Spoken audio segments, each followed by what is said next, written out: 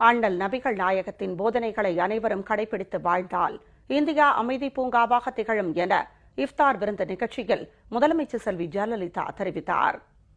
இஃப்தார் நோன்பு திறப்பு நிகழ்ச்சிக்கு வருகை தந்துள்ள சகோதர சகோதரிகள் அனைவருக்கும் என் சார்பிலும் அனைத்திந்திய அண்ணா திராவிட முன்னேற்ற கழகத்தின் சார்பிலும் எனது நன்றியினையும் அன்பு கலந்த வணக்கத்தினையும் தெரிவித்துக் கொள்கிறேன்.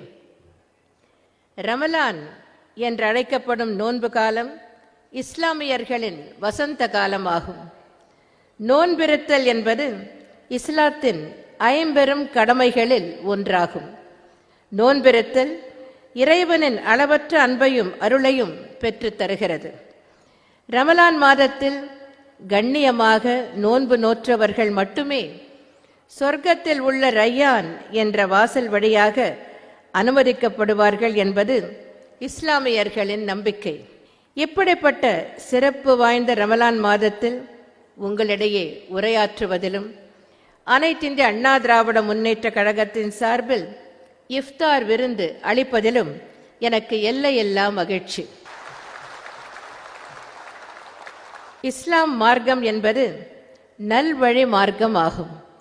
ஒற்றுமையுடன் இருப்பது, நல்ல காரியங்கள் செய்வது, தர்மம் செய்வது, சலாம் சொல்ல முந்திக் கொள்வது,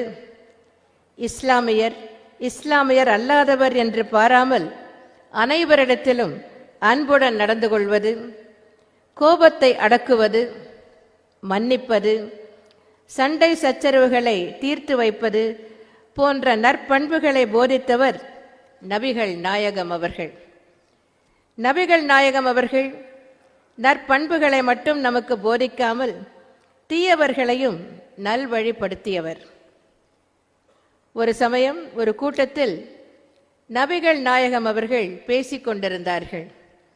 அந்த கூட்டத்தில் ஒரு குடிகாரர் எழுந்திருந்து நபிகள் நாயகத்தை பார்த்து, எனக்கு இஸ்லாத்தில் இடம் உண்டா என்று வினவினான். உடனே பக்கத்தில் இருந்த ஒருவர், இஸ்லாத்தில் குடிகாரருக்கு இடம் கிடையாது என்று சொன்னார். இதை கேட்ட நபிகள் நாயகம் அந்த நபரை உட்காரச் சொல்லிவிட்டு குடிகாரரை பார்த்து, உனக்கு இஸ்லாத்தில் இடம் உண்டு என்று கூறினார். உடனே குடிகாரர், நான் இஸ்லாத்தில் சேரலாமா என்று கேட்டார்.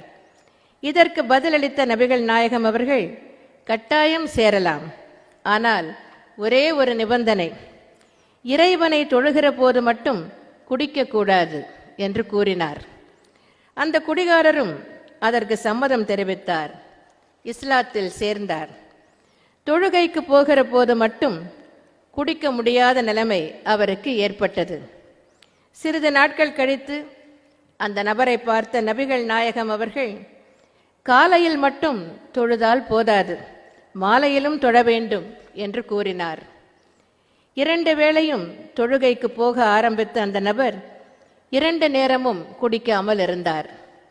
பின்னர் சிறிது நாட்கள் கழித்து மேலும் பகலிலும் ஒரு முறை தொழ வேண்டும், அந்தியிலும் ஒரு முறை தொழ வேண்டும் என்று அந்த நபரிடம் கூறினார் நபிகள் நாயகம். பின்னர் அந்த நபர் 5 வேளையும் தொழ ஆரம்பித்து விட்டார். அதனால் அவரால் நாள் முழுவதும் காலை முதல் மாலை வரை குடிக்க முடியாமல் போய்விட்டது. ஒரு நாள் தொழுகைக்கு போய்கொண்டிருந்த அந்த நபரை பார்த்து, இறைவனை தொழப்போகிற போது மட்டும் குடிக்காமல் இருந்தால் பயனில்லை, இறைவனை தொழுதுவிட்டு வந்த பிறகும் குடிக்காமல் இருக்க வேண்டும் என்று கூறினார் நபிகள் நாயகம். கடைசியில் அந்த நபருக்கு குடிப்பதற்கே நேரம் இல்லாமல் போய்விட்டது. இறைவனிடம் தொடர்பு வைத்துக் கொள்ள வேண்டும் என்பதே நல்ல பழக்க வழக்கங்கள் வரவேண்டும் என்பதற்காகத்தான். அனைத்து மதங்களும் இதைத்தான் நமக்கு போதிக்கின்றன. நபிகள் நாயகம் அவர்கள் நற்பண்புகளை போதித்தது மட்டுமல்லாமல் அதன்படி வாழ்ந்தும் காட்டியவர். நபிகள் நாயகம் அவர்களின் போதனைகளை அனைவரும் கடைபிடித்து வாழ்ந்தால் இந்திய நாடு அமைதி பூங்காவாக விளங்கும் என்பதை தெரிவித்துக் கொண்டு அனைவருக்கும் எனது இனிய ரம்ஜான் நல்வாழ்த்துக்களை மீண்டும் ஒரு முறை தெரிவித்துக் கொண்டு, அண்ணா நாமம் வாழ்க, புரட்சித் தலைவர் எம்ஜிஆர் நாமம் வாழ்க என்று கூறி விடைபெறுகிறேன். நன்றி, வணக்கம்.